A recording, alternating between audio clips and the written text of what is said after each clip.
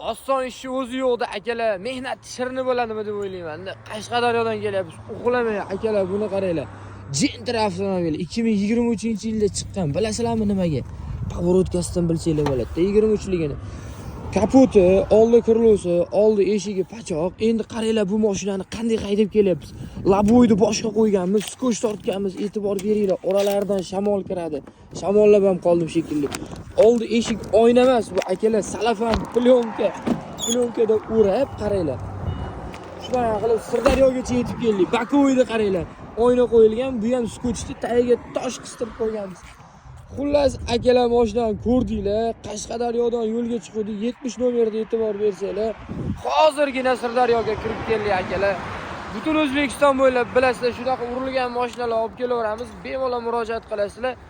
Aytsanglar bo'ladi, shuncha avariyli mashinani nima qilasizlar deb. Bunaqa mashinalarni olib kelib, tuzatib, bozorga olib chiqib, shatarang qilib sotib yuboramiz akalar. Butun O'zbekiston bo'ylab shunaqa urilgan mashinalar olib qolamiz.